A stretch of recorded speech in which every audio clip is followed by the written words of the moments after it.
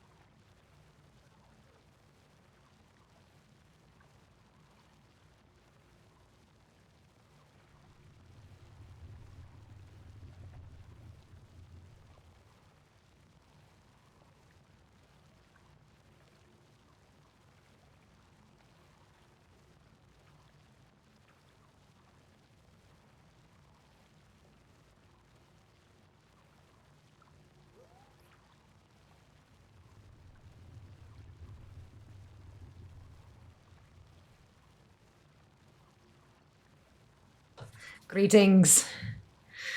Oof.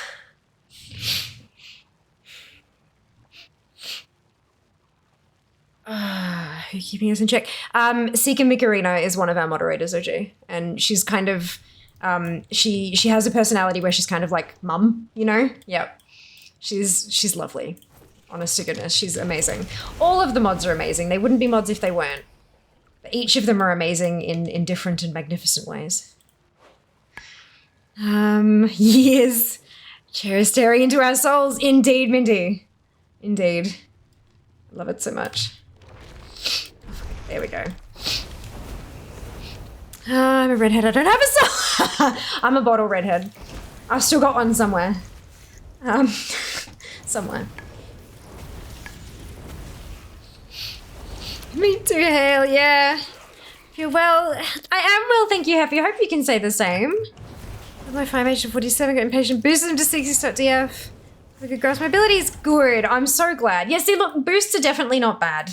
But it is a great... I hope you enjoyed... I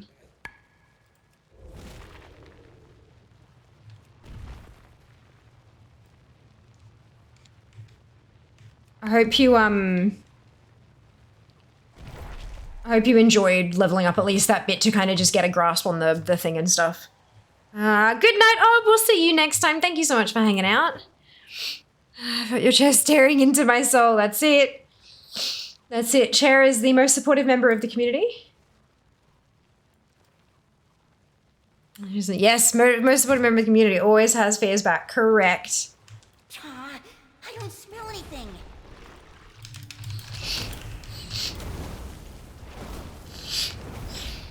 Ah, goodness.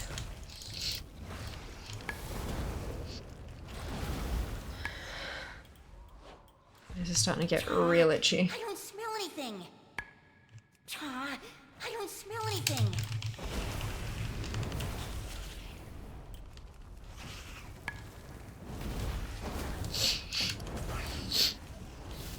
My time with the base campaign, but so keen for DF. Only saw the first few missions thus far.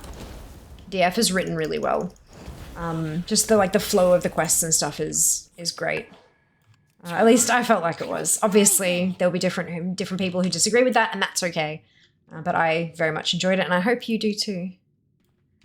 Aw, I don't smell anything.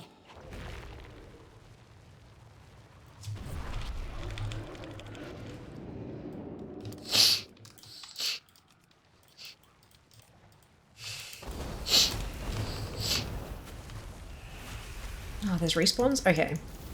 Did not realize that. I was trying to clear everything. I didn't realize that there was going to be respawns. Whoops-a-daisy. Aw, I don't smell anything. I've already got the muddy key.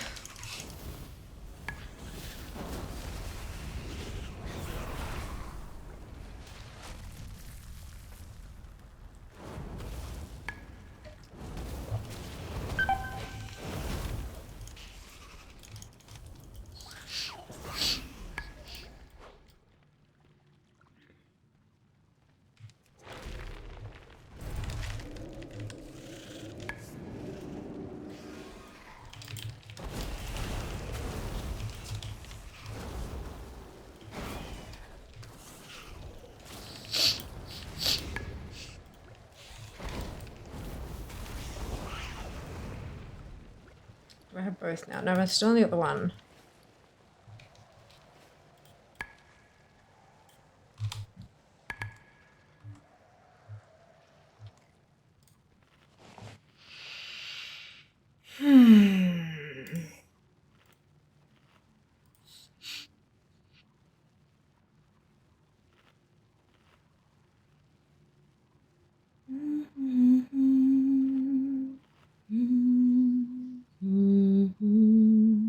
I wonder if I could get the Noganamat control ring. I haven't made the effort to go and get the rings for that, but I know I have a couple of the rings. After this, of course. This is I'm talking next step.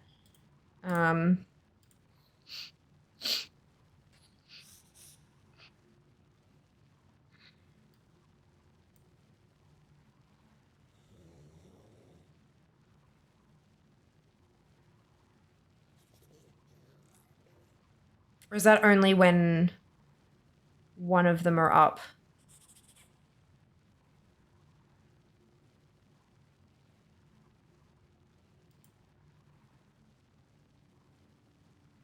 Maybe I have to be there to see it.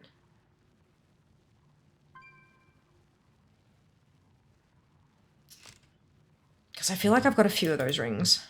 I just don't know which ones, how many.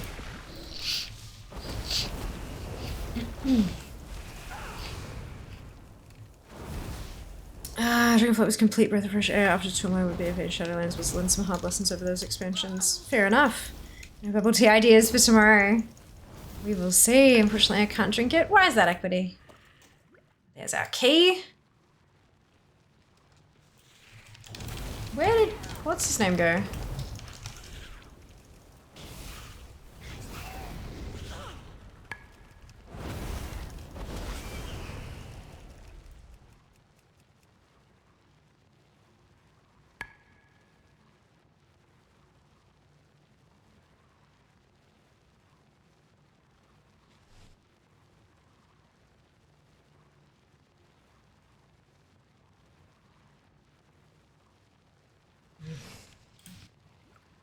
Okay.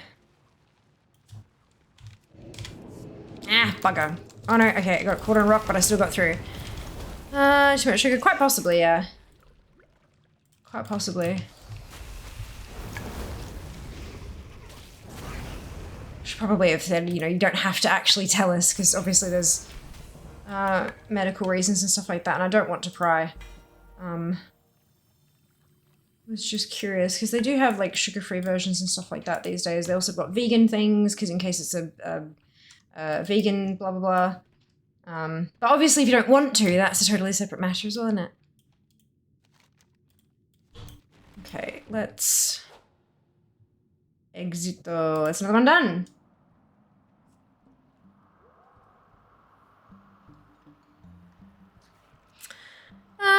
Can't drink milk. Ah, yeah, no, there's vegan ones. Completely dairy-free bubble teas. Yeah, bubble tea is not just like milk tea with pearls. Like, this is a bubble tea. It's clear, no milk. Mmm.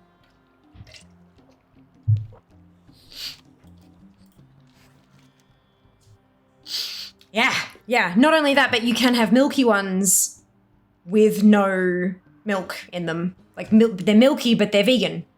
Or you can have them with like soy milk or whatever. Like if it's specifically dairy, then you can do soy milk or whatever. They've got non-dairy creamers as well that they use. Just ask them though, like verify. Let them know you need something specifically dairy free or whatever your allergies are, like tell them. Yeah, no, they 100%. Dietary things, a lot of dietary things are actually catered to with bubble tea. How awesome is that? So know what I'm getting? Hell yes. Look, give it a crack. It may still not be for you and that's okay, but I love bubble tea. It's kind of become a part of my personality these days, which, you know, may or may not be a good thing. But it's good shit. I do like it a lot. There's treasure everywhere. Just gotta sniff it out. Okay. Let's do some... Look at all of this shit on this map that I just haven't done. These Titan devices were created to gather data and monitor their environs. See what knowledge you can glean from them while they do their thing.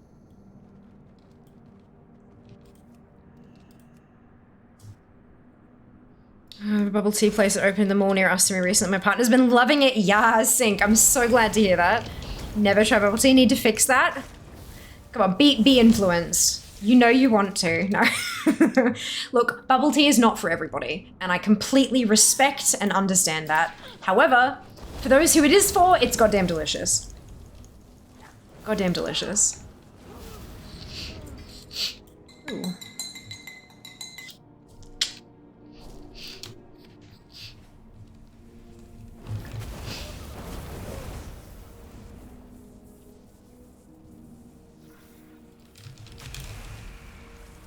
I find something somewhat local to me. Yeah, well look, if you can't, if you're in Australia or New Zealand, I am an affiliate with the Bubble Tea Club.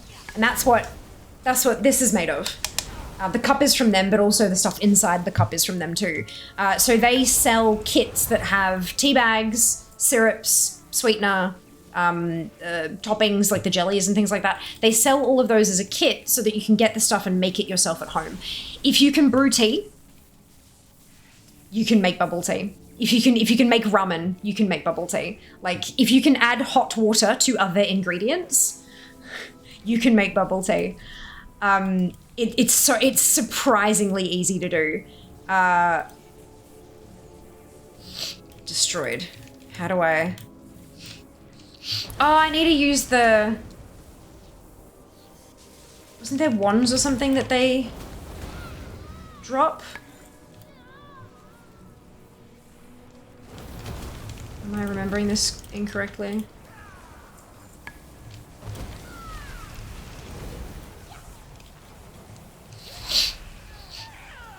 But yeah, so if you can't find one local, you can bring it to you.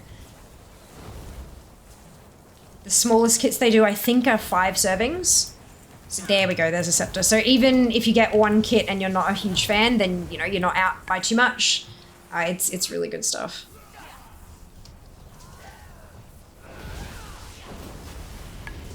Oh, there it is. Oh, I'm about to die. Whoops!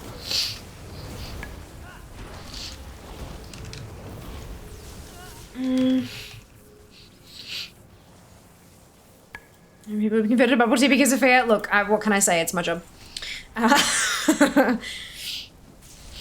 I'm so easily influenced. Look, that is good news for me. Oh my god, I need so many of these things. This is definitely a group thing, isn't it?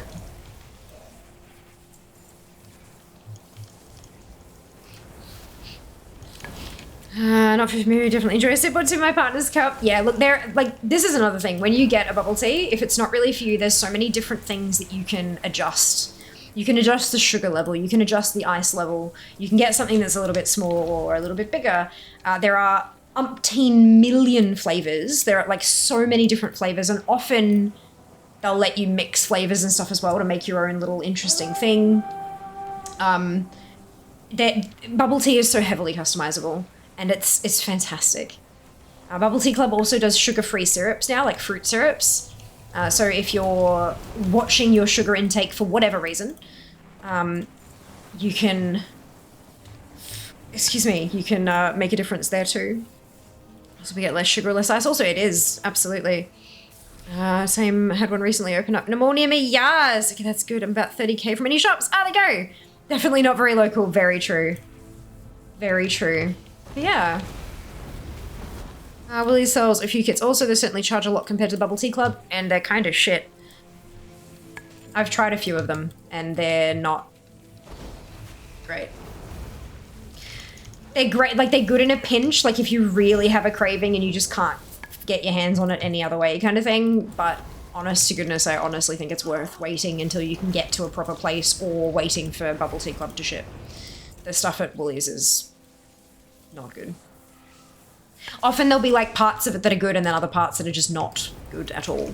I haven't found a pack from Woolies yet that does decent pearls, for example. They're all just kind of mushy, and some of them are grainy, like weirdly grainy, like how, I don't know.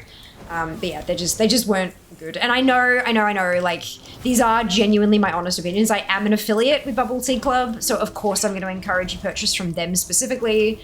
So keep that in mind, you know, everything I say with a grain of salt, all that kind of stuff. However, genuinely, I wouldn't buy from, even if they were like half price, super duper cheap at Woolworths, I wouldn't bother wasting my money on them personally.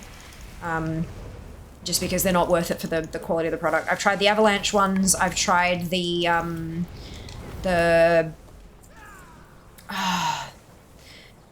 boxes that are like all one color and they're quite bright, and I think the brand starts with a B. I don't remember what it was exactly, but they weren't very good either. Yeah, I'd rather wait for quality shit, personally. But to each their own. And obviously people are just not going to be a bubble tea snob like I am as well. So for some of you that might be absolutely great and you don't mind it at all. And for me it's trash, so, but yeah, it's a thing. Tea club. Bubble tea, yeah. That one is best done in a group. Yeah, this one, that's alright. I'll get there.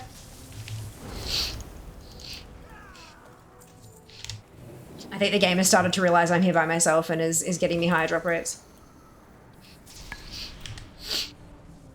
I think most of them are designed to be done in a group, to be fair.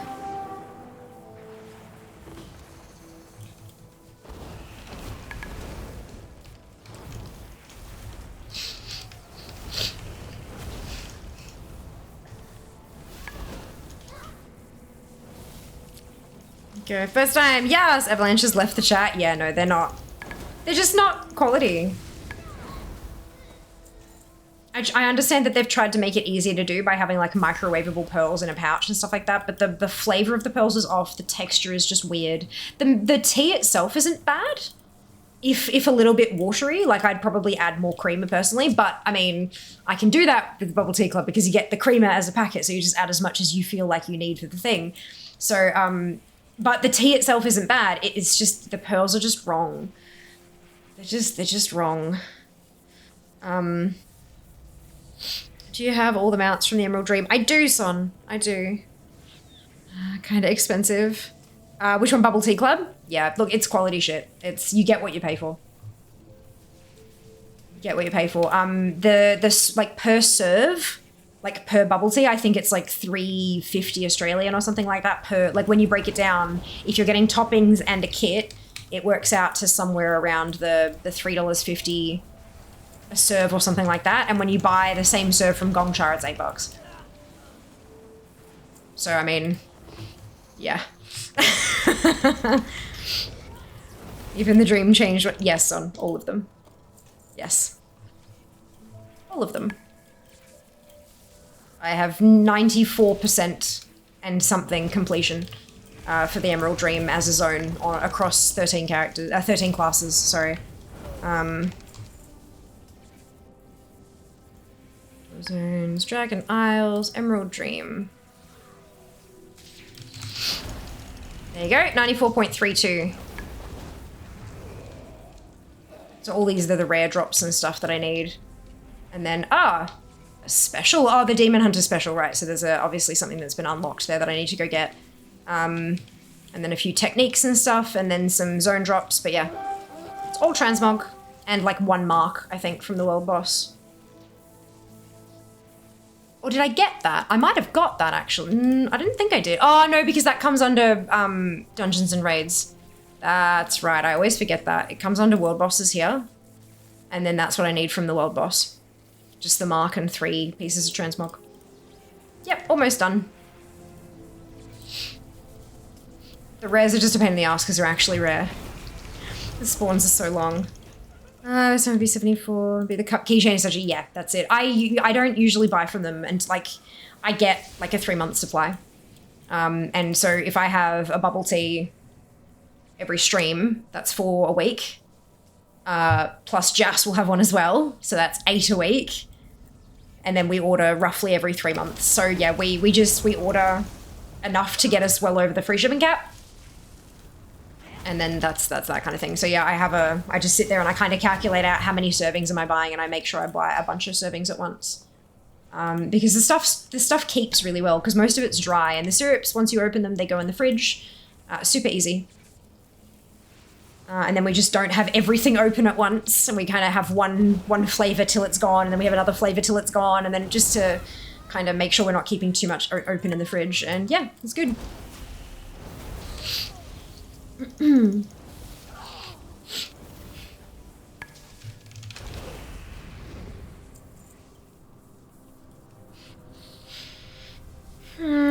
think the ones from Avalanche were smaller as well. They, yeah, definitely are. Absolutely. Cups work also if that's the steam point. They do, yeah.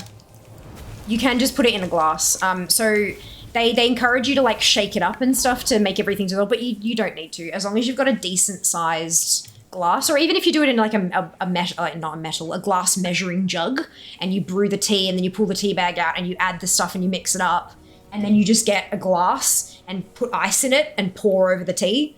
and then just stir it to make the ice dissolve. You don't need it to be in like a fancy big cup or anything like that. You can just do it in, you know, a standard glass if you want to as well. No need to get all the stuff. It is fun though. It is fun. And having the travel cup can be quite nice too. But yeah, it's all about what's worth it to you. 25% off. Now to get the Warcraft. Nice one. Congratulations. And now that I know that that's a thing that exists, I can dive in there and get that pretty easy. I do need to go and do Farak on LFR on my Alliance. My Alliance Night Elf, and she's a Demon Hunter. So that I can get the ensemble done. And so while I'm there getting the ensemble, I might as well go get the Warglaives as well. Because, you know, Night Elf, Demon Hunter, perfect. Looks like 67 or something. Brilliant. You can chuck everything in the cart and then add the code and then just not kind of check out if you want to let it do the math for you, because I know I'm hopeless with that stuff sometimes. Never tried bubble tea. Will one day, but of course, Effie, of course. Not like you're avoiding it, it just hasn't kind of popped up kind of thing. Yeah, I get that. It's good shit. Sometimes I use a fork instead of a straw to eat the pearls. Yeah, I just kind of unscrew the lid and tip the rest of them into my mouth if I haven't managed to get them with the straw. Got a few protein shake bottles sitting around. Use those probably. Beautiful. That's a really great idea. Just be careful if they're plastic to not put the boiling water into the protein cups and shakers and stuff. It's the only thing I'd be careful about. Just because if it's not designed for boiling water, it can do some fucky-wucky stuff. Not just by like melting the cup, but also like leaching, you know, like dissolving a little bit of the cup that you don't really notice kind of thing, which can end up being bad for you. That would be my only thing to be careful of. But like brewing the tea doesn't take a big, huge thing, right? You can brew the tea in a little cup and then pour it over a bucket load of ice in another container kind of thing. If you need to, just to kind of protect it. Got a glass one. Nice! That's really funky. There you go. Perfect then.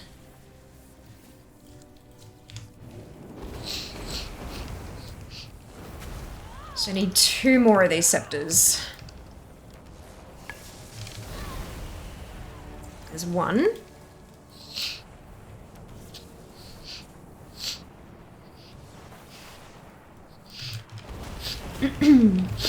This is gonna give me like 12 rep or something, isn't it?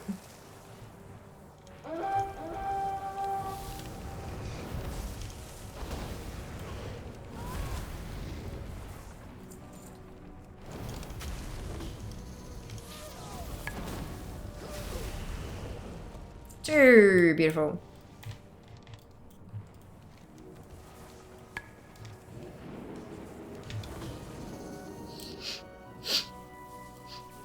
So many respawns.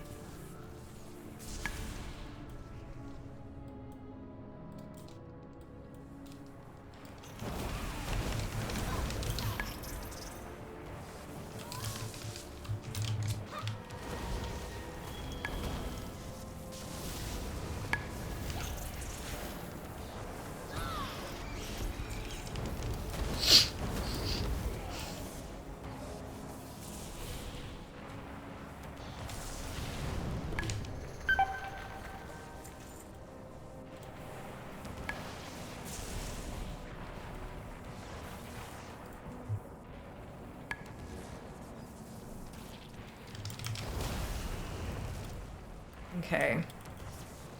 How many more do I need? Oh, a few more by the looks of it.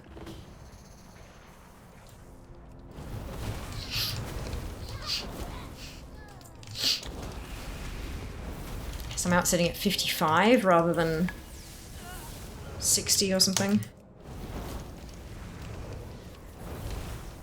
I think after this I'm just gonna stick with the world quests.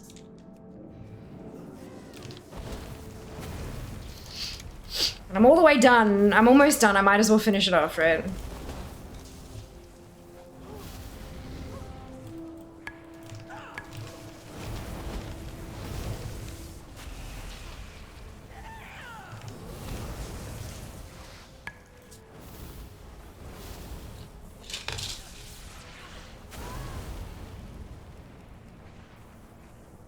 hair tickling me, or is that something else? I think it's my hair. Okay. It's fine.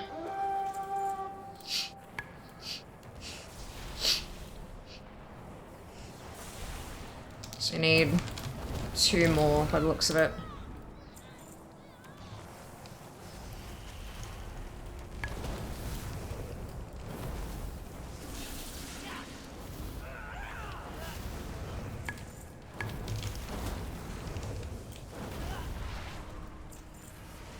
This one.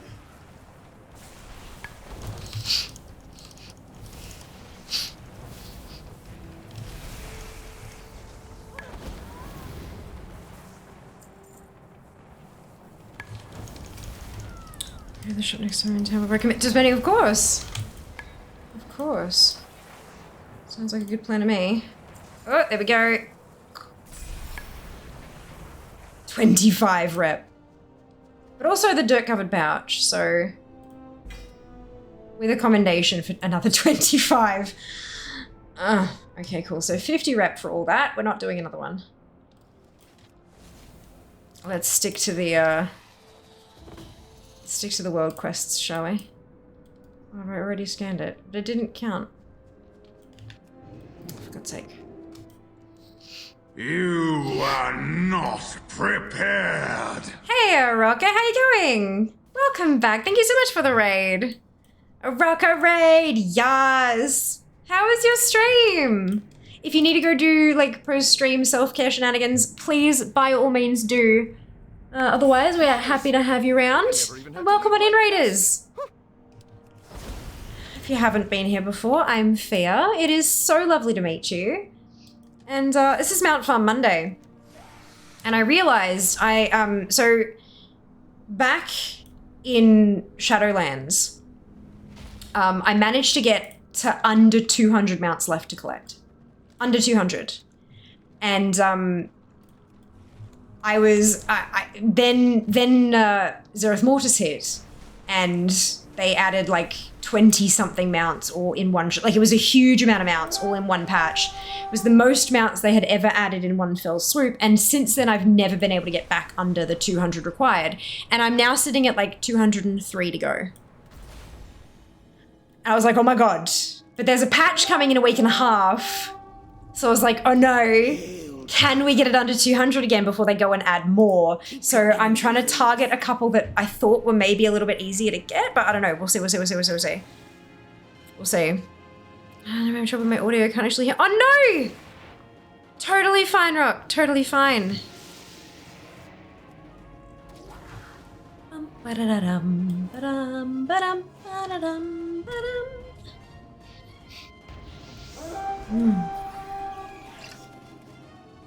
Thank you, dupe.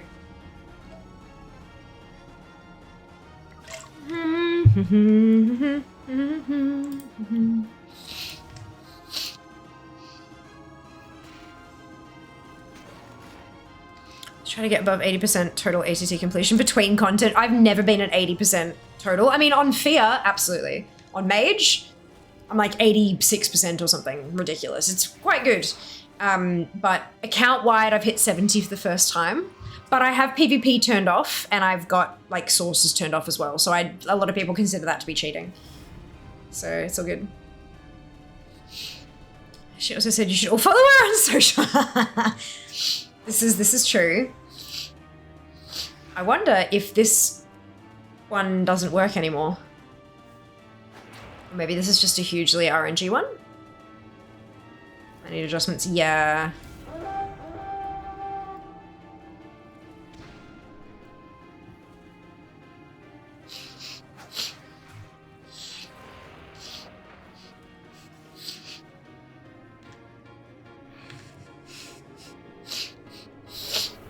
Yep, okay, that didn't go so well. Oh,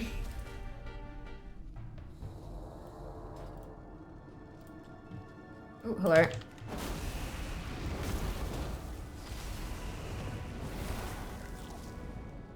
No time for dallying.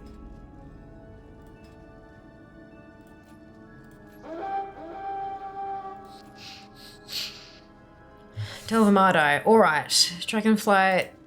No, I don't want Family Bachelor though. I just want the world quests. So Clavin, Silver Mudeye. Alright. Of course, Equity! Enjoy! Rest well. Only do my shaman, but I do completionist mode, which is also, yeah, PvP on for me, even though I don't really do it much. That's why I've got it turned off so that the randomizer wouldn't keep selecting it, because it just keep did. Yep, good. Yourself after you take care of fear, that's it. No, wait, other way around. Take care of fear after, like, take care of yourself before you take care of fear. Fuck. God, you almost had me. You almost had me. All right,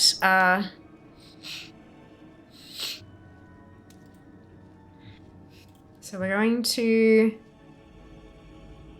delete team.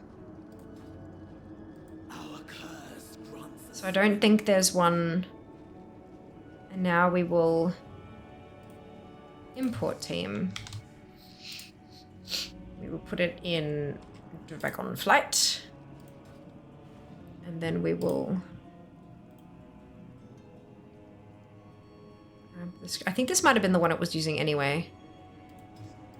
Actually, now that I've seen it.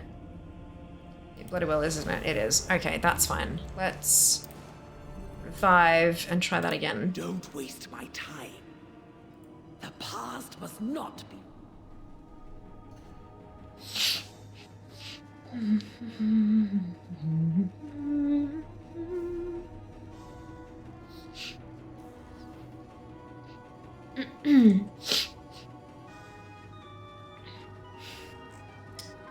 Team and script didn't work as of patch 10.2. I wonder if...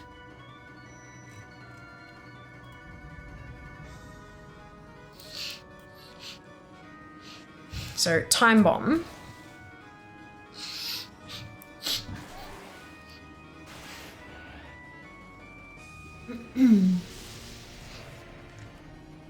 Flame breath. So how does know how any of this works? This might have been an issue. Of course, Rocker, not to worry at all. All good. It happens, hey. Tech, right? There's our Armageddon, and then we need to bring in Emagosa. So we Ice Tomb.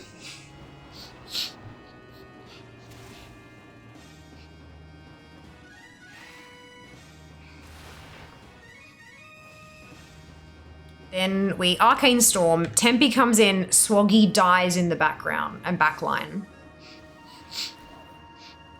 Good. And then Arcane Storm or Breath until dead.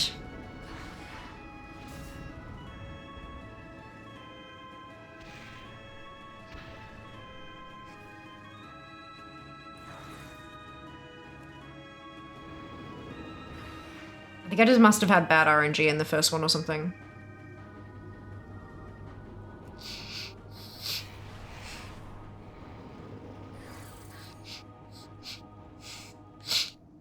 There's Arcane Storm. Yeah, I just had bad RNG in the first one, I think. Okay, that's cool. Because I was not at this point. I think I must have got crit on Emmy. Check your bags. My bags are looking pretty okay at the moment. Probably a few bits and pieces that could be cleaned up, but not terrible, so that's good. Brilliant, okay. There's another world. Oh, actually there's a couple that are about to expire up top here. Maybe I should do those first. There's only a minute left. More bloody hydrates, Jesus.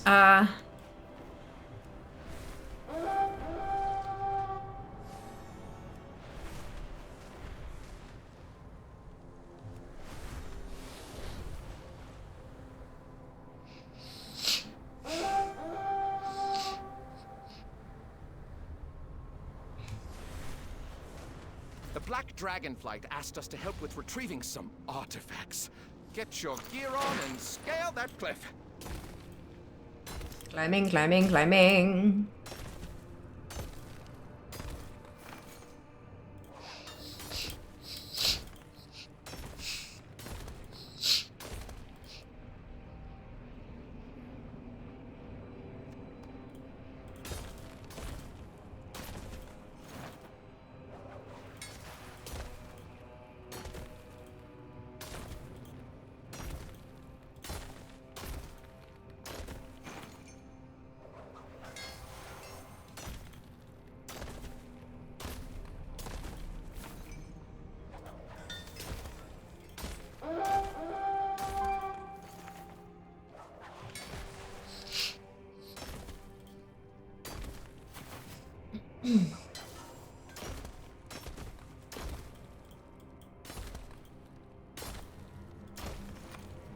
Done. Great job.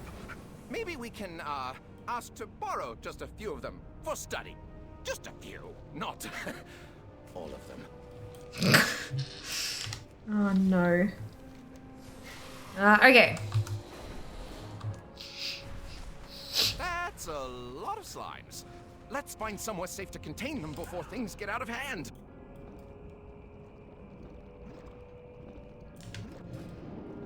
Slime.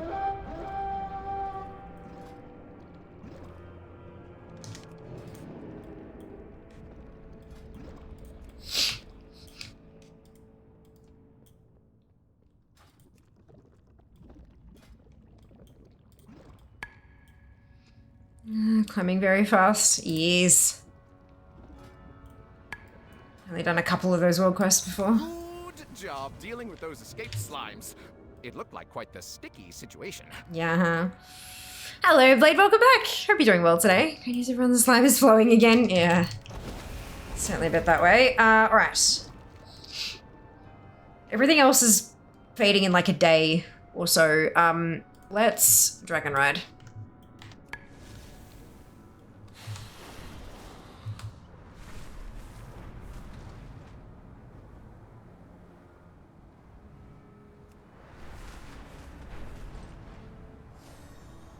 Oops, that's a cave.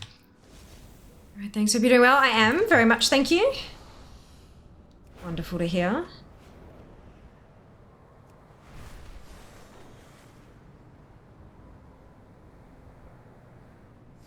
It is a bright day with exceptionally favorable winds. Terrible moment to lock up for half a second. Ooh, challenges. Let's see if I can do the challenge mode.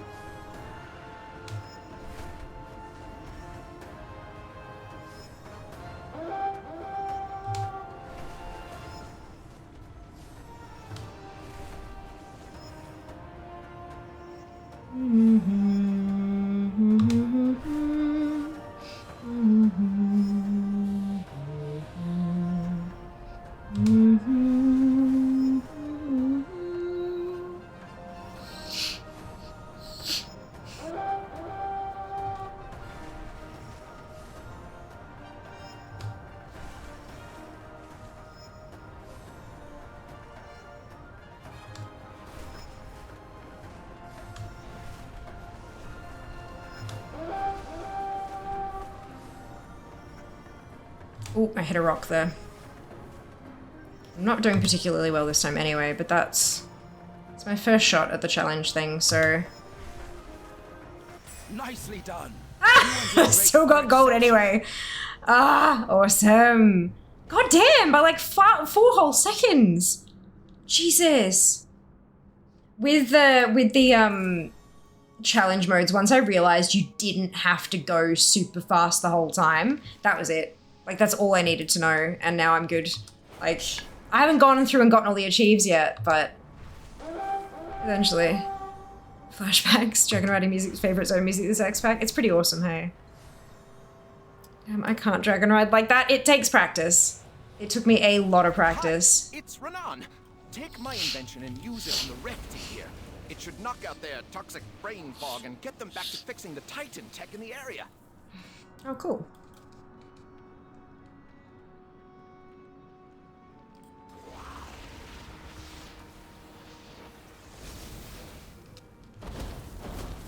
The keepers gave us thought.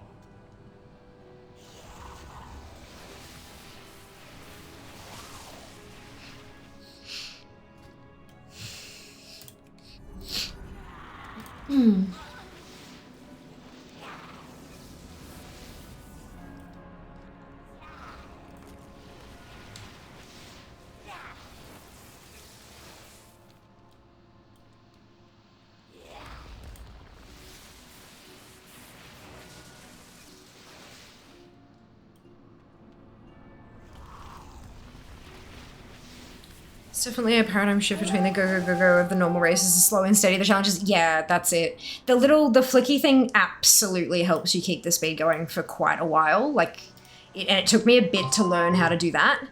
But once I got it, yeah, it just flows. Another tip I have is if you've got a mouse that has like a DPI shift on it, or if you can shift the DPI of your mouse, bump it up for dragon riding.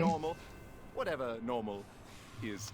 Just while you're doing the races, just bump it up. Just by 1 notch, doesn't need to be a massive amount. It just helps it be that touch more sensitive. For me, it helped. It may be too much for some, and that's okay. But we chuck stink bombs at the parents and then go right for yeah.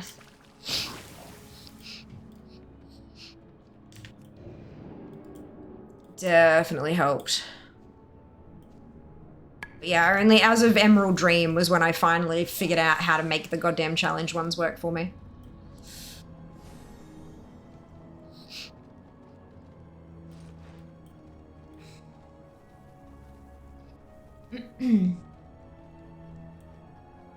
Whenever I've done achievement hunting streams since then, I'm kind of like, oh, I'm expecting it to come up with, you know, all of the challenge ones, but it just hasn't. It's not telling me to do it yet, so I'm like, oh, okay. I'll do it when it comes up, but I won't go and spend the time, because it does take a while to fly around and do all the things and stuff, but eventually, no doubt, the randomizer will tell me to go do it, and then we'll get it done.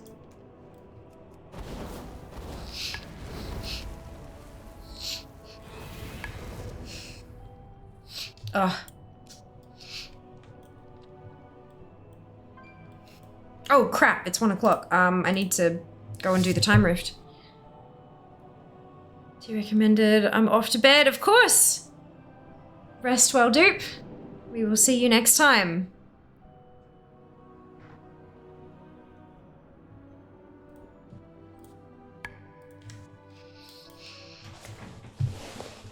Do a time rift, go back in there and finish off that world quest, and that should get a worthy ally done, which should get me enough rep to get to renown 18, which means I can buy them out. I think that's where we're at.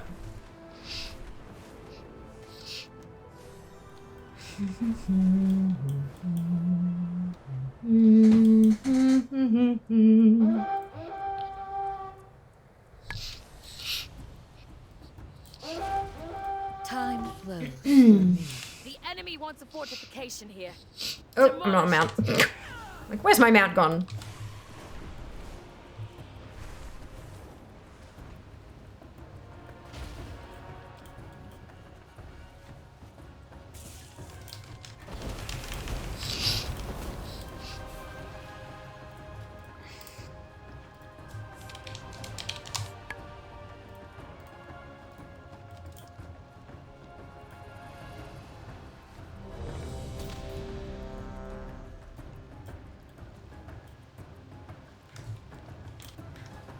Okay, I gotta go report back in again.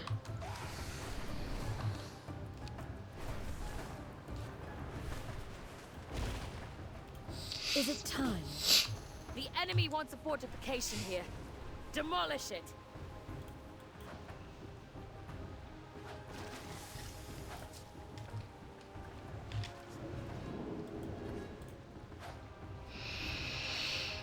No, but also good morning. Headed to work, of course, X. Good night and good morning. Hope work treats you kindly today.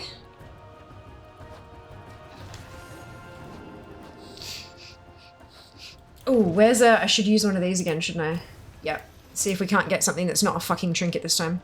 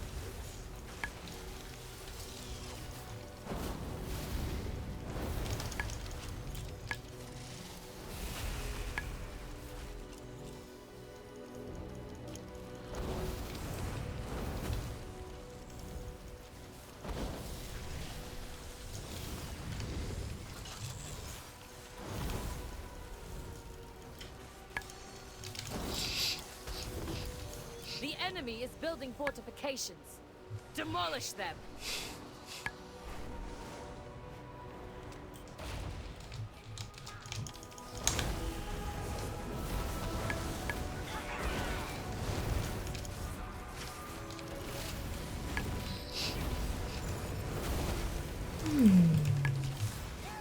Oh.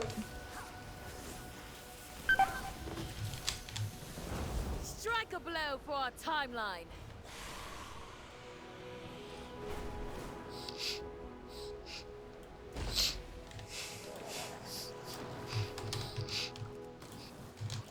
Prison Claxy flyers in amber prisons.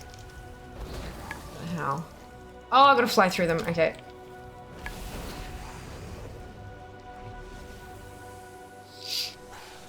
Oh no.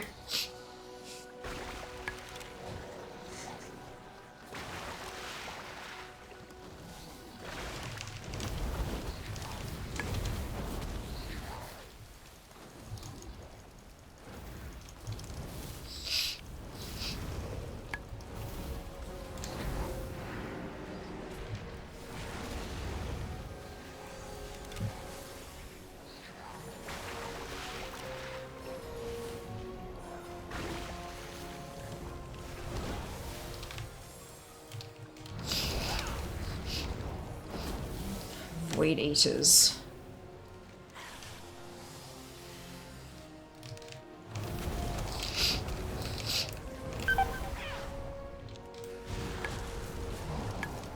Oh, that's a big one.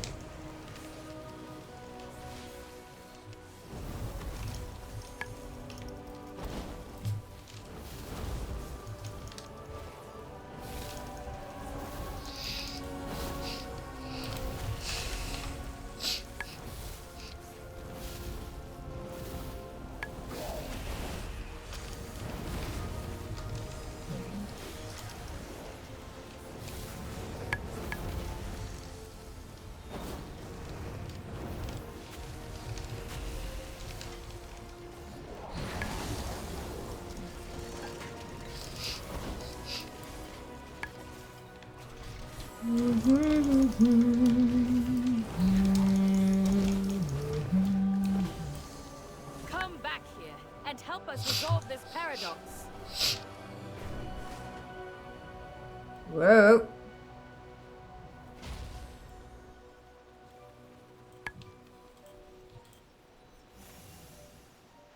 Let me just real quick.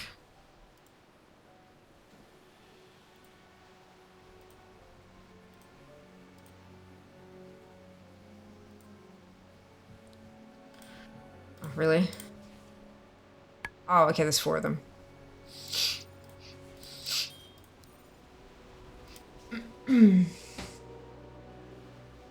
Why is it not centered? I hate that.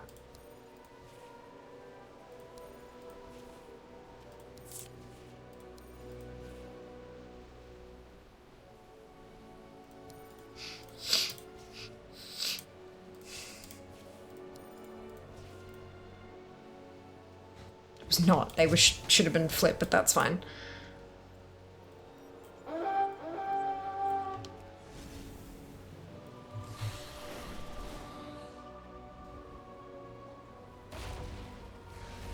Oh, it's a kill anything. Okay, good.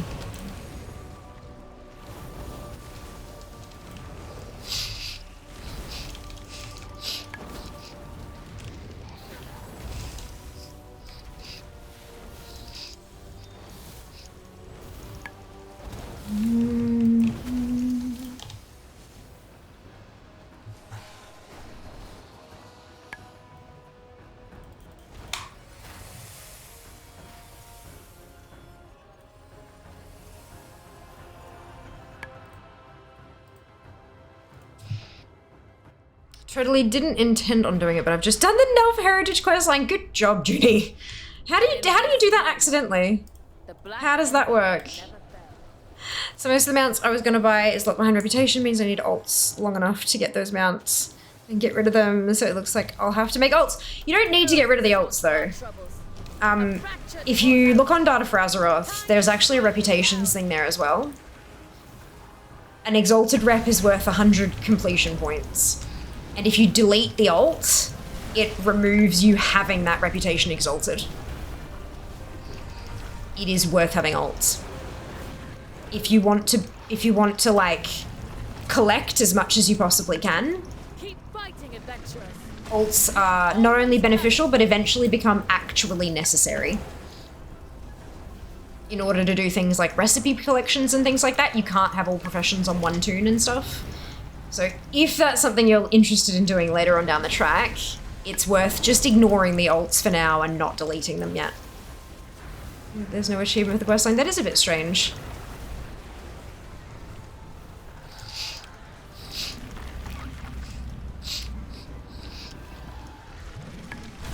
What's my reward gonna be? Oh, why is it a me? I think me. A cosmetic, I'll take it. I can't use it on this toon, but that's totally fine. I will take it.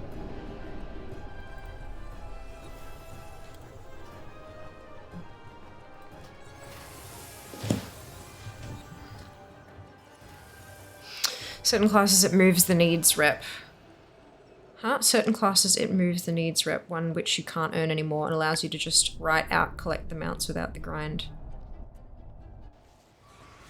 Huh?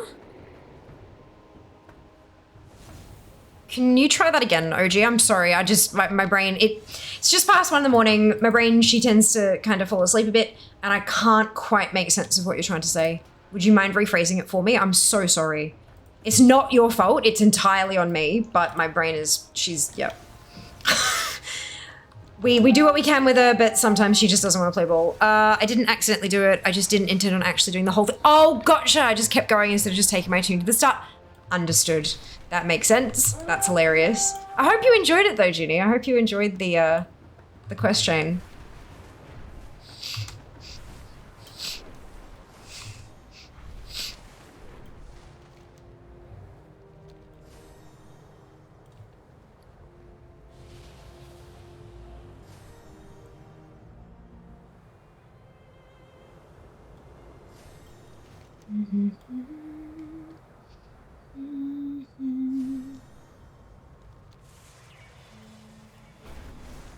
Is Anaran under the dream? Yeah, it is. Anaran's dream surge at the moment.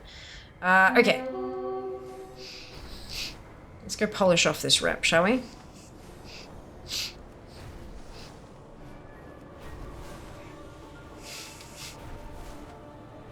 Oh, that's a wall. Ah, that's another wall. It's fine, it's fine. I did enjoy it, though I'm not the best at playing Druid. Barely live most of the time. Fair. Fair, running Mythic 2 Misagos for shiggles. Enjoy, son. Hope you get fanciful drops.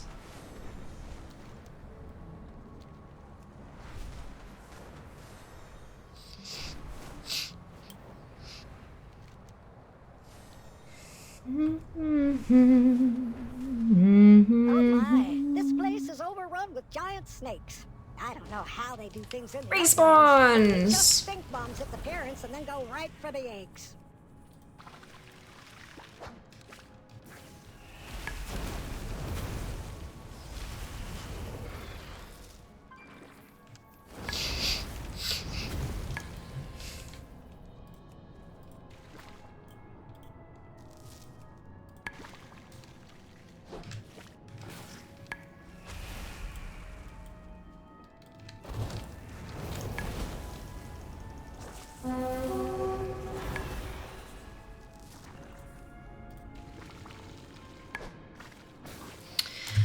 Darkspear trolls, you can't earn rep with them anymore, and I have no clue on how to get rep with the Elders of Thunderbluff.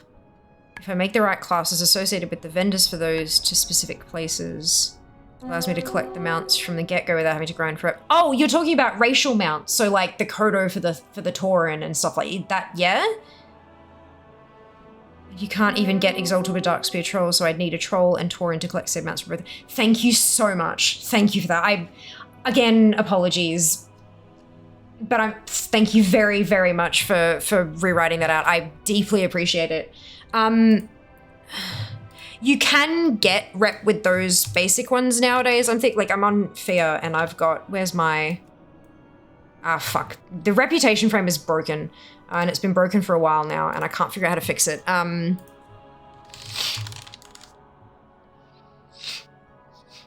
Darkspear Trolls faction. Pretty sure it was Cataclysm that stuff started to do stuff. Yep, so Champion Urazin in the center of Orgrimmar sells Darkspear Tabard, which grants reputation in all dungeons. So it's a tabard that you wear, and the equip says you champion the cause of the Darkspear Trolls. All reputation gains while in dungeons will be applied to your standing with them. That applies for most of the original vanilla things. In Cataclysm, they did a few bits and pieces because Cata affected the original world rather than giving us a new continent. We got those kind of tabards, so like Stormwind and Ironforge and Orgrimmar and Silvermoon, all of those, they all got a tabard. You pop it on and you fucking go run Botanica. You just go run normal Botanica again, Exalted. Like, it's so easy to do. So if you didn't want to make an alt, that's how you do it. You've just got to find the right tabard. So I would advise jumping onto Wowhead and grab the faction that you need, type the name of the faction into the search bar. So if I type in Darkspear, if I spell it fucking correctly, it might work. But if you type in, for example, Darkspear, and then you'll see Darkspear Trolls and like here, and then over the other side it'll say faction, click that one. And in there, if you scroll, like it'll have a bit of story and stuff and blah, blah, blah. But if you scroll down, it'll say reputation, and then there's like a paragraph or 3 on how to get it, what it gives you, all that kind of stuff. And then you can do that for all the factions you're looking for, and it will tell you exactly how to get it.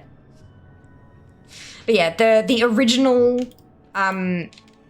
ones, like the old school reps, so easy to get rep for now. Some of the newer ones, obviously, it's like, for example, if it's a Wrath rep, you can usually only get Wrath rep in Wrath dungeons kind of thing. But some of them will have tabards that you can just toss on and go ham, farm old shit for it. If in doubt, if you don't know how to do something or you think it's been removed, always check Wowhead. Always check Wowhead. Because that will say, it will say removed from game if you can't get it anymore. Oh shit, what have I clicked? Okay, good. No big deal, thank you, I appreciate that. It'd be much easier, it would, absolutely. Hey Annoyed! Welcome back, how are you? I'm doing quite well. We've gotten, how many new mounts did we actually get today? So far.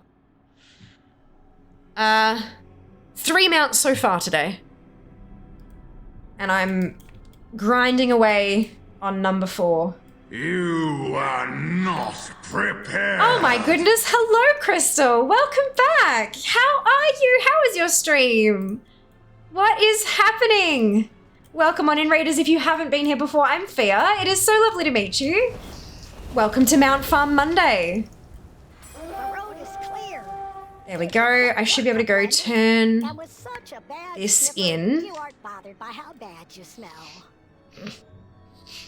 What the hell am I in combat with? Oh, it's the eternal problem, isn't it? Thank you very much for the shout out. What I did with Silvermoon, there you go. Perfect. Yeah, it works that way for quite a few of the old reputations. It's always worth giving it a check on Wowhead just to see if there is some cheesy kind of way that you can just go knock it out. I'm starting my D&D game in 3 weeks. Do you make me do my head in? Oh my goodness, on. I hope you at least enjoy yourself somewhat. Resting. But good things, of course. Sounds good. 3 mounts a day. Yeah, so far. This is about to be number 4. welcomes you. Be smelling you. Renown 18. Yes. Okay, so Renown 18 means, where's our... Okay, so where's our morsel sniffer? Oh, it's BOA. That's cute. I should buy these now that I'm here.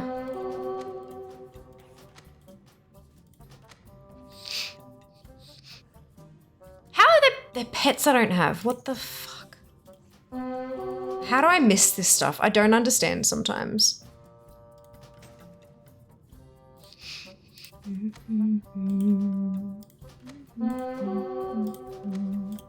There's the mount. That's Bop, but it's cosmetic, so I should be able to learn it, right?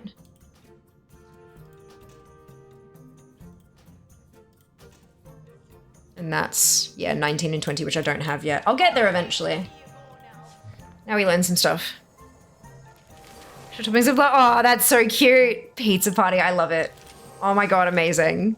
How is your stream? I haven't read it yet, probably. Hello, Paradox, welcome back. I gotta hit 3,200. Oh, congratulations. Well done, that's huge. That's enormous, good job. Holy shit. 25.55, well done. Oh my god, good job, guys. Holy shit. Well done. Well done. How else did you get so far? Good question. Mount 813 was the Azure Skitterfly. Oh, learn to spell. Again, I think it's the Azure Skitterfly. Yep, this one. So that was 813. Then, nope. Ascendant's Accolon. This one was 814.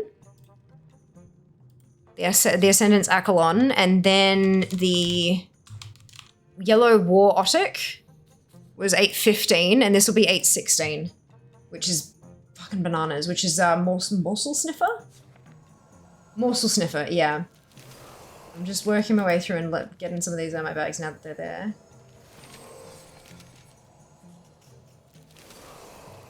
So I can't learn the axe. God damn it. That's annoying. That's fine. I can just sell it back though. I really do hate that you can't just... Why isn't it BOA? Why isn't it BOA? That's silly. There we go. Morsel Sniffer. Look at that! Look at the beautiful flap flap. It's so cute. Oh, for God's sake. Stay there.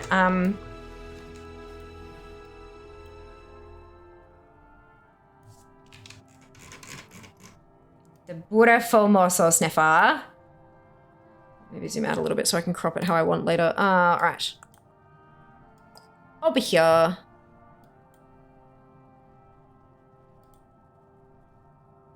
Yeah, it's a good one. Alright.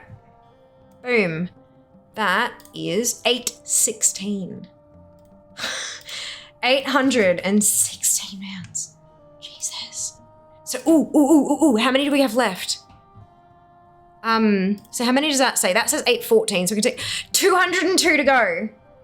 Guys, we're so close to getting under 200 for the first time since before ZM. That is bananas. I don't have to do that. I can... How do I get it?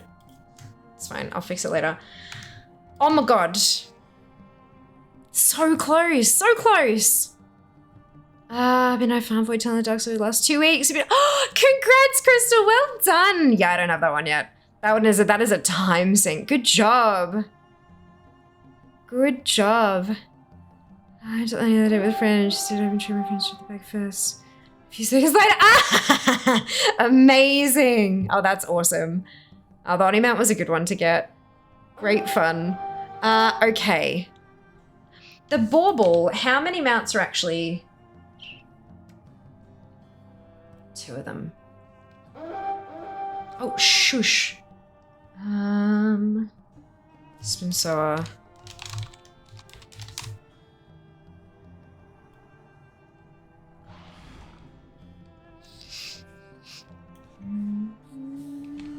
Deal's so sweet you can smell him a mile away.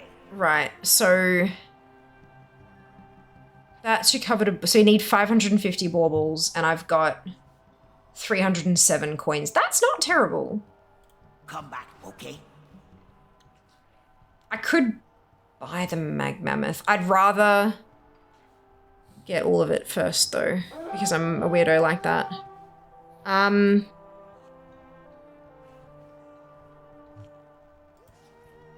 do I get this one?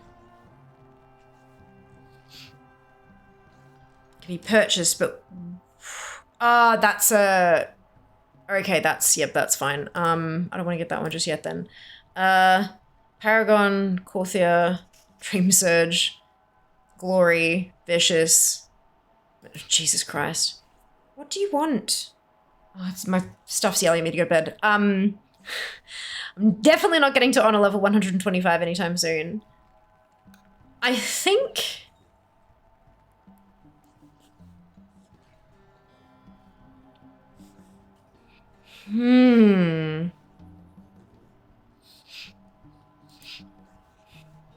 Oh, no shit, that's a... Yeah, no, that's a long-term thing I have to farm up for. I'm trying to find ones that aren't, like, drops and stuff. I'm trying to see if there's anything that I can... Just get under 200. I've only got a week and a half to do it. Let's get under 200, you know? I'm not sure... Oh, I can do those. But I don't want to do them... That's something I don't want to do on stream. I want to do that in my personal fair gaming time. God, these are all fucking drops. This is the problem. When you get up to the 800s of mounts, right? Everything that's left starts getting tricky to go get. I think the easiest stuff is genuinely going to be, like, grinding up stuff for protoform synthesis.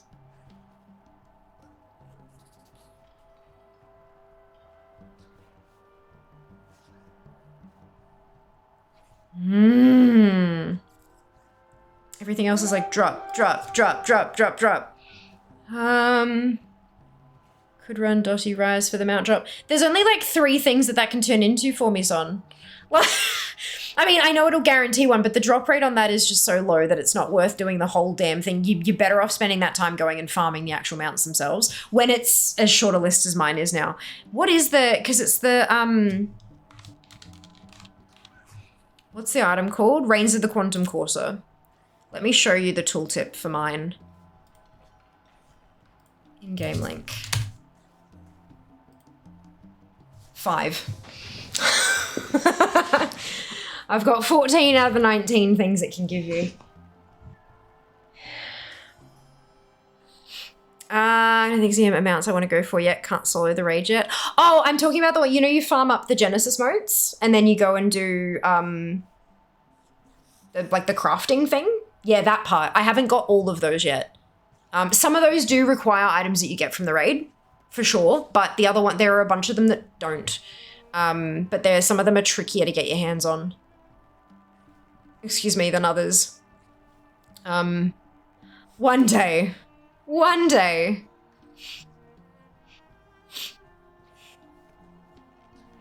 Fuck, Valiance? Shit. I've made progress on Valiance, but I haven't done it yet, obviously. Am I still missing something from Path of Ascension? What am I missing from that? No.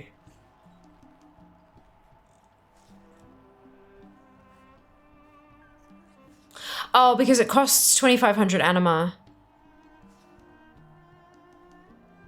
Need the learning from the Master's achievement. Once you get the achievement, you can buy the mount.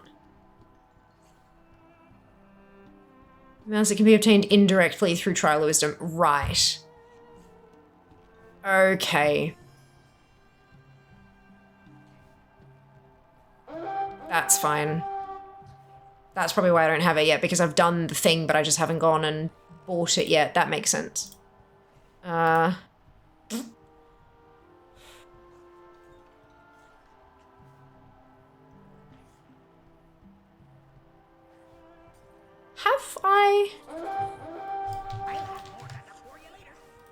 I done the thing yet?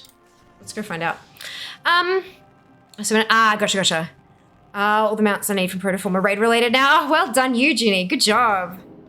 Good night all. Rest well, Predox. I'll see you next time. And then there's just a bucket load of trading card game ones and stuff. My God, we're getting to the pointy end, aren't we? We're getting to the pointy end.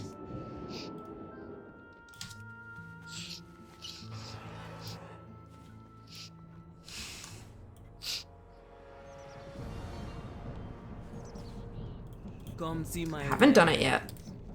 I know I've done this, like I've got the points for it, I'm pretty sure, because I got the achievement. Yeah, so I've got that part.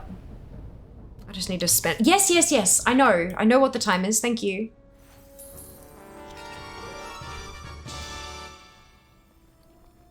Cool.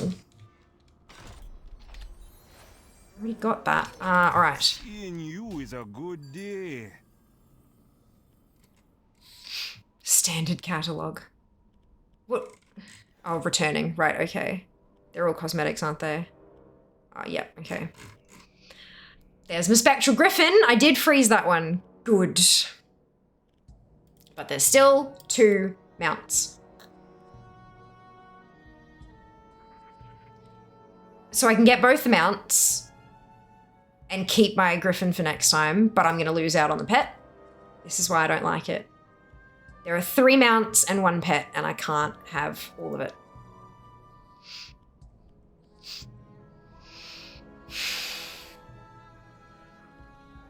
This is why I don't like this shit.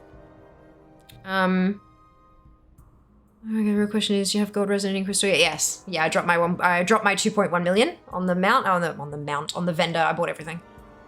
Now I'm under 4 million again. It hurts. It's a good month. The 21st, I think, went broke for the first time since it came out. Too many. It looks the same as a copper one, but gold. It does, yes. It does. Pet is so boring for being so expensive, though. It's not about how it looks, though. I think it's the point of it is, like, are there other pets like it? What is it? Time Lost Salamander, right? So from a battling perspective, oh, I spelt it wrong. Oh, it doesn't even come up yet. Gross. Okay, where's Zufu?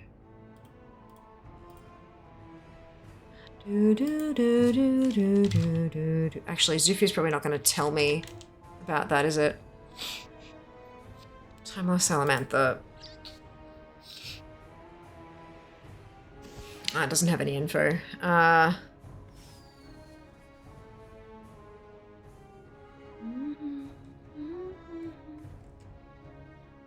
thinking Warcraft pets? I think I'm thinking a Warcraft pet.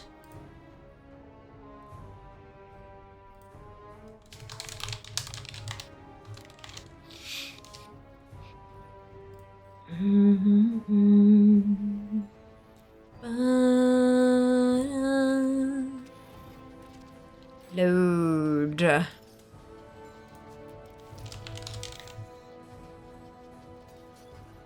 Salamander.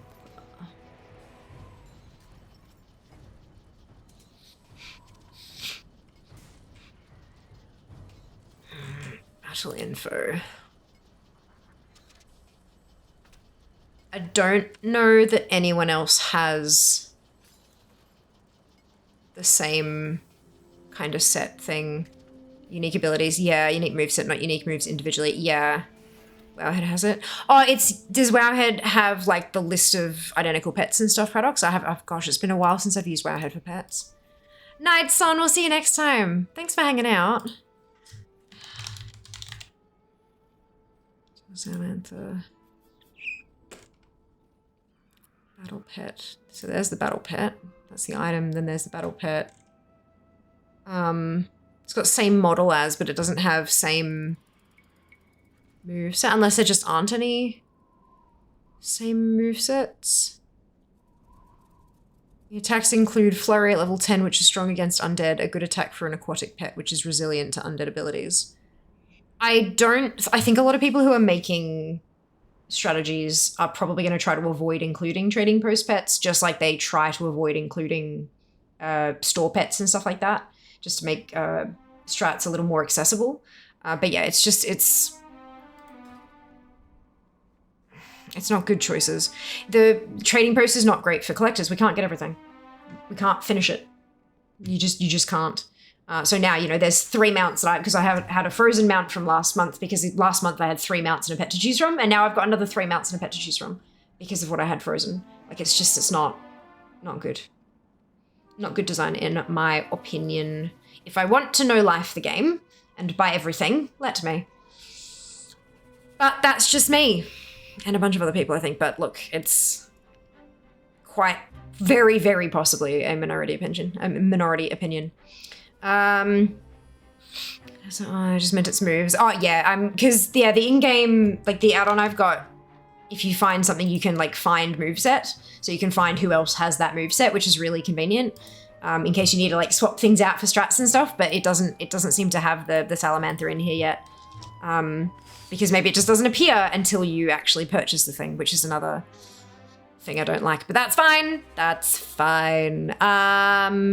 Good morning, Rump. Welcome back. Found a great strat for one of the fights in Bastion using fish from Pandaria. No one uses it. Fair. Fair. Right, well, it looks like I can get myself down to 200 by buying 2 mounts. Come browse me wares.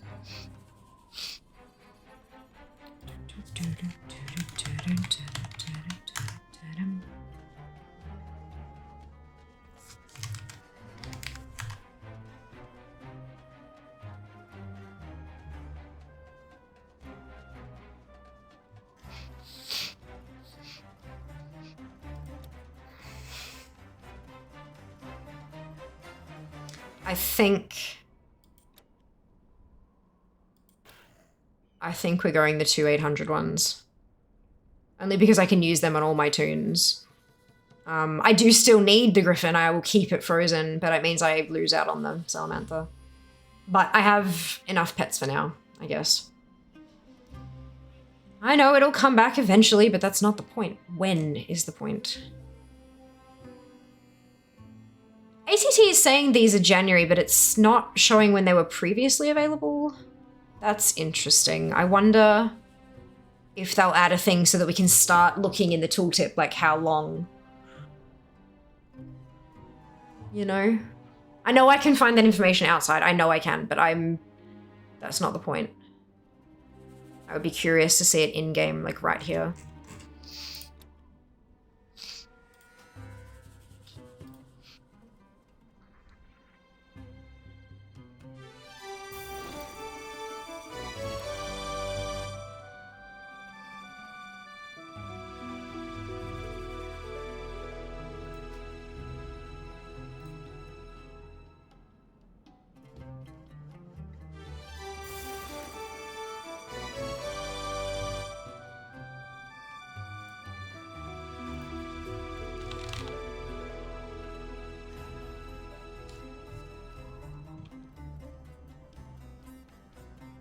Goodbye now.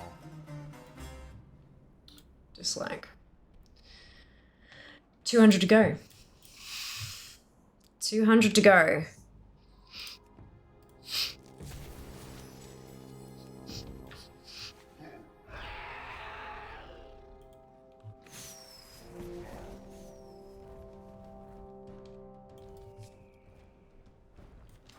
Gosh, this is terrible lighting here. Oh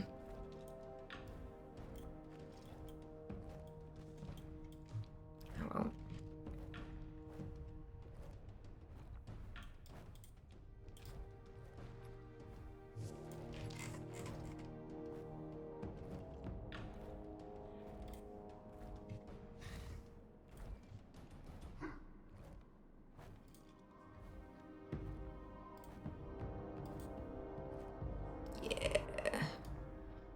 There we go.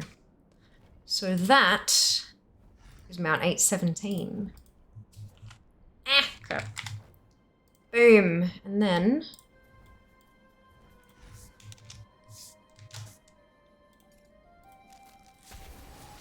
the scarabs are beautiful. They're absolutely gorgeous. And that pink, holy cow. All right.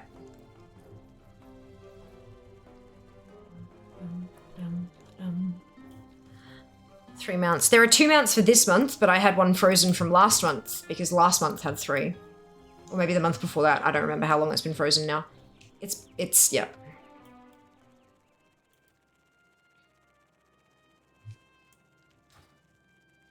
So pretty, look! I like it. The scarabs are gorgeous.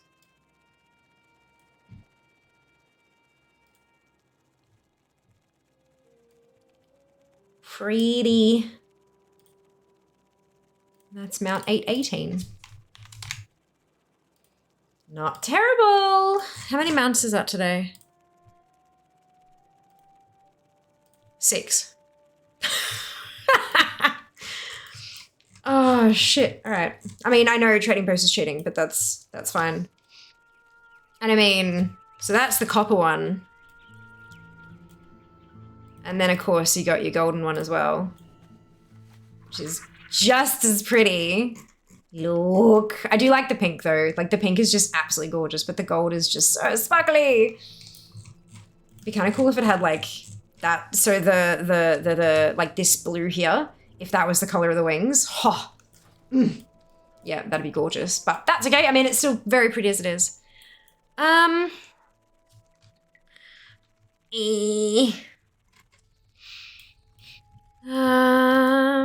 see. I mean, of course. At least now, eventually I get exalted dust patrols with as much Mythic Plus around. It shouldn't be too hard to do. I understand the possibility for the pet battlers. I just feel that for it being the price it is, plus the implication from its name, it should look a little more interesting. Oh, fair enough.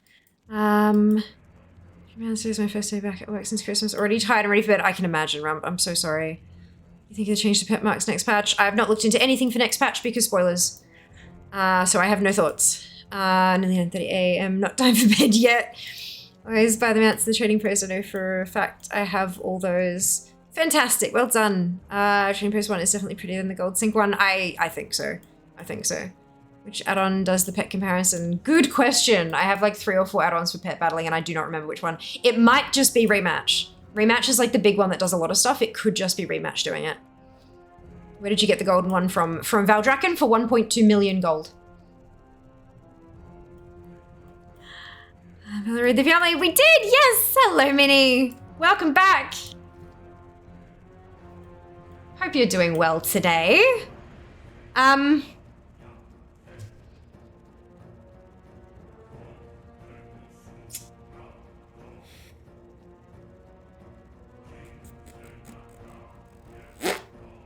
I think I might have to go to bed.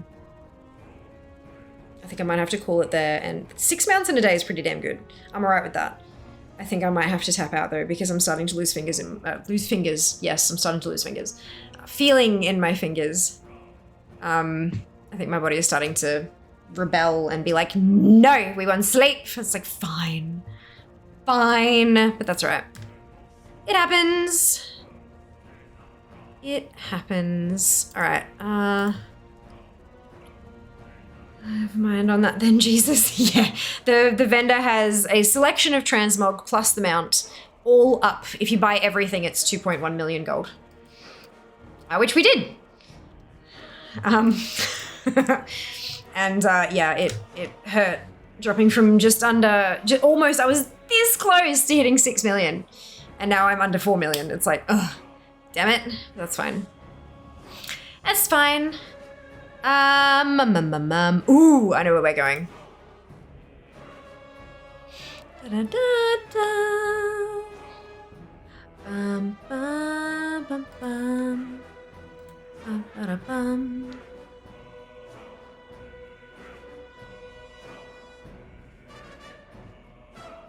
Hang on. That will be good. You just look around. It's snowing. Oh my goodness.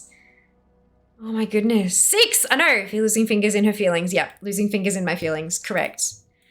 Didn't have to go for the gold sync vendor, but as a hunter, I did have to buy the gun, and that's totally reasonable, Judy. Totally reasonable. Look, gold is very possible to farm.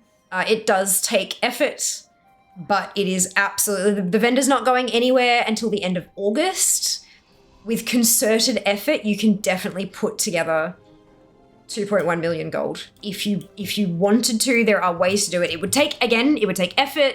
It may take learning some new tricks. It may take potentially even leveling a couple of alts and things like that, but it's most certainly possible. But I understand that not everyone has the time to be able to do that. Not everyone has the willpower. Not everyone has the want or need, and that's totally fine. Totally, utterly fine. Yeah. If you want it, it's there for the taking. Good, okay. It took me, an idiot, to figure out the ins and outs of TSM to make monies. You can do it, yes. You should make like a TSM for numpties YouTube series, Rump. I'm kidding. But also I would watch the heck out of that and I would cackle the whole time. It would be great. It would be absolutely spectacularly great. All right, here we go.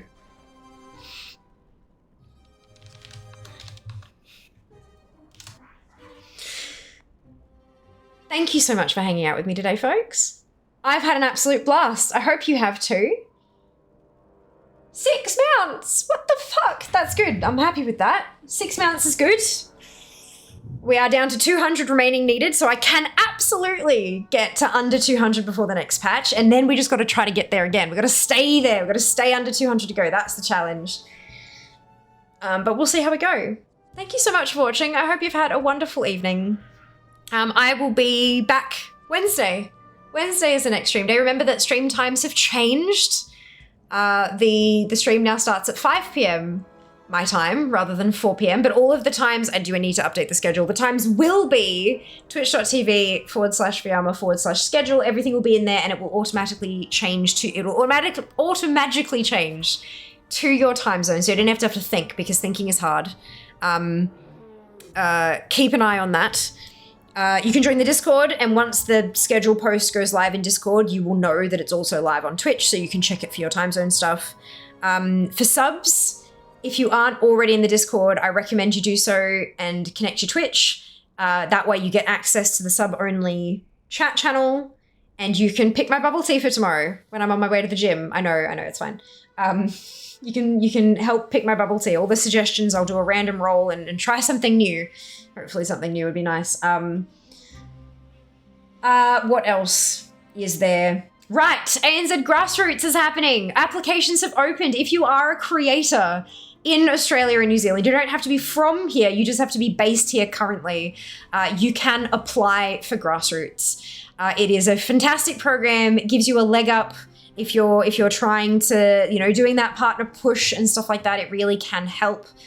There are countless people who have gone through Grassroots and it's given them that extra boost that they needed to kind of get their way into the partner program. It's not available to partners, only to affiliates and under. You just have to kind of show, you have to be ANZ firstly, you have to have VODs enabled, and you have to have basically evidence. Twitch needs to be able to see that you're actually consistent. So if you stream once every kind of in a blue moon sort of thing, that's not really what they're looking for. You don't have to have a set schedule like I do. You just have to be consistent. You have to show that you are actively trying to grow your community, and Grassroots will help you do so. And because there is a popularity contest aspect to getting into Grassroots, I've opened up a thread in our Discord where if you have applied for Grassroots, you can stick a little blurb about yourself and stuff. There's a little bullet point list of what we need, because when we nominate people, there are questions that asks us about you and your content. So you can let us know what you got going on in that thread. And we can help nominate people. We can help push them through. I would love, it would be absolutely bananas to see some members of the community up there for Grassroots. I would absolutely fucking love that. So get those apps in. Don't sit on it. Just don't even think. Just go. Just do the thing. If you're trying to push, it helps. It really, really helps. Who gives a fuck? Oh, I don't know if I'm enough for them. Doesn't matter. Let them pick that. It's not up to you to decide. Literally. It is not up to you to decide for Twitch whether or not you're big enough. Do it. Do the thing. And this number. This one here, if that has hit 50, when we go live on Wednesday, you guys are writing a tweet for me. So keep an eye out. Good, let's do raid. It was fun. I'm glad you enjoyed yourself. Fight. I enjoyed myself. TSM for Numpties by Rump Elfugs. Hell yes. Stream. Thank you for being here, Judy. Well, bye, family. Yes, bye. We are going to do this one. Grab your copy paste if you do not have the Fiamma Hype emote, either because you are not a subscriber or because you have not unlocked it using your channel points, either of which is totally fine. You can still copy and paste the entire message, drop it into closed channel, grab the entire message, delete the Fiamma Hype emote, replace it with your favorite Happy Celebratory emote, and drop that into closed channel. When we get there. Clodagh Lunaria is my favorite Northern Irish elven Luna Fox from the Moon. God, I fucking love her accent. She's amazing. And she's just also just such a genuinely awesome person. Just, dude, show her some love. And I'll see you on Wednesday. Take care of yourselves. Be nice to each other. I'll see you then. All the love. Mwah. Bye, guys.